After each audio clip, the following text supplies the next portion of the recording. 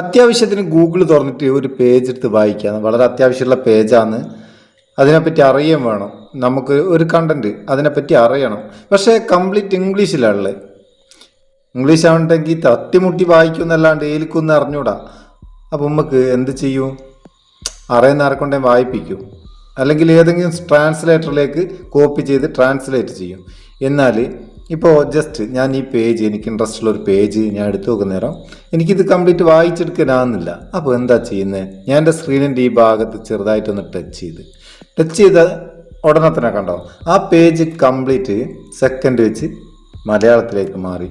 അതിൻ്റെ കണ്ടൻറ്റ് എന്താണെന്ന് എനിക്ക് കറക്റ്റായിട്ട് നമ്മളെ ഭാഷയിൽ മനസ്സിലാക്കാം, വായിച്ച് മനസ്സിലാക്കാം. ഇതിപ്പോൾ ഇംഗ്ലീഷ് എന്നല്ല, ഏത് ഭാഷയിലതാണെങ്കിലും, ഹിന്ദി ആയാലും അറബി ആയാലും തെലുങ്കായാലും ഉറുദു, ഫിലിപ്പീനി, കന്നഡ, ഏത് ആയിക്കോട്ടെ, ലോകത്തുള്ള 185 ഭാഷകളിൽ ഏത് ഭാഷയായിക്കോട്ടെ, ആ ഭാഷയിലുള്ളത് നമ്മളെ ഭാഷയിലേക്ക് അല്ലെങ്കിൽ നമ്മളെ ഭാഷയിലുള്ളത് മറ്റൊരു ഭാഷയിലേക്ക് മാറ്റി നമുക്ക് വായിക്കാം. സംഭവത്തെ തിരിഞ്ഞിക്കോ. ഇതെങ്ങനായത്? ജസ്റ്റ് ഇതൊന്ന് ഡ്രാഗ് ചെയ്താൽ അതങ്ങ് പോവും, അല്ലെ ഒന്ന് ബാക്ക് അടിച്ചാൽ അതങ്ങ് പോവും, നമ്മളെ പഴയ പേജ് തന്നെ വരും. വളരെ സിമ്പിളാണ്, എന്നാലും വളരെ ഉപകാരമുള്ള ഒരു സംഭവമാണ്. എങ്ങനെ ഇത് സെറ്റ് ചെയ്യുക?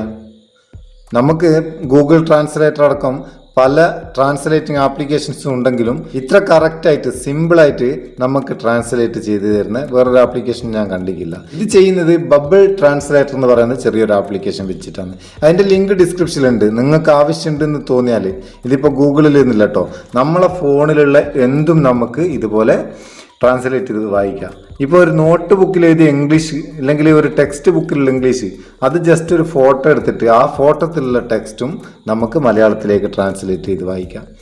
ചെയ്യേണ്ടത് ബബിൾ ട്രാൻസ്ലേറ്റർ ഇൻസ്റ്റാൾ ചെയ്യുക. ലിങ്ക് ഡിസ്ക്രിപ്ഷനിലുണ്ട്, അവിടെ നിന്ന് ഡൗൺലോഡ് ചെയ്തോളി.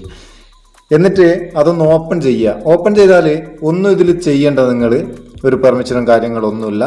ഇവിടെ ലാംഗ്വേജ് ഇംഗ്ലീഷ് ഉണ്ടായ, ഞാനിപ്പോൾ ഇത് മാറ്റി വെച്ചുകൊണ്ടാണ് ഈ വലത് ഭാഗത്തുള്ള ലാംഗ്വേജ് ക്ലിക്ക് ചെയ്തിട്ട് നമ്മളെ മലയാളം ഉണ്ടാവും താഴെ, അതൊന്ന് മലയാളത്തിലേക്ക് മാറ്റി കൊടുക്കുക. മലയാളം ഞാൻ സെലക്ട് ചെയ്തുകൊണ്ട് മേലെ തന്നെയുള്ളൂ അല്ലേ.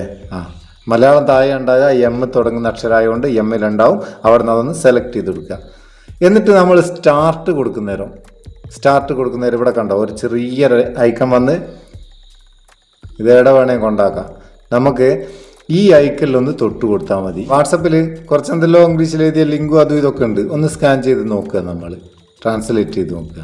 കണ്ടോ, അത് കംപ്ലീറ്റ് മലയാളത്തിലേക്ക് വന്ന്. ഇതുപോലെ നിങ്ങൾക്ക് നിങ്ങളെ ഫോണിലുള്ള എന്തും, ഇപ്പം ഞാൻ നേരത്തെ പറഞ്ഞില്ലേ, ഒരു ടെക്സ്റ്റിലുള്ളതാവണ്ടേ അതൊരു ഫോട്ടോ എടുത്തിട്ട് ആ ഫോട്ടോ തമ്മിലുള്ള ടെക്സ്റ്റ് നമുക്ക് വായിക്കണമെങ്കിൽ ഈ ബട്ടൺ ഒന്ന് ഞെക്കി കൊടുത്താൽ മതി. ഫോട്ടോ തമ്മിലുള്ളതും മലയാളത്തിലേക്ക് മാറും. സംഭവം അങ്ങനെ നല്ല ഉപകാരമുള്ള സാധനം കേട്ടോ. നിങ്ങൾക്ക് ഇത് ഉപകാരമാണെന്ന് തോന്നിയിട്ടുണ്ടെങ്കിൽ നിങ്ങളെപ്പോലെ ഉപകാരമുള്ള വേറെ ചങ്ങായിമാരുണ്ടാവും, ഒലിക്ക് ഷെയർ ചെയ്ത് കൊടുത്തേക്ക്. വീഡിയോ ഇഷ്ടപ്പെട്ടിട്ടുണ്ടെങ്കിൽ ഒരു ലൈക്കും കൊടുത്തേക്ക്, പാവം ഒരു ബൂസ്റ്റ് ആയിക്കോട്ടെ. നമുക്ക് അടുത്ത വീഡിയോയിൽ നല്ല സെഗ്മെന്റ് കാണാം. നിങ്ങളുടെ സ്വന്തം Muthoos Meppayyur. Thank you so much.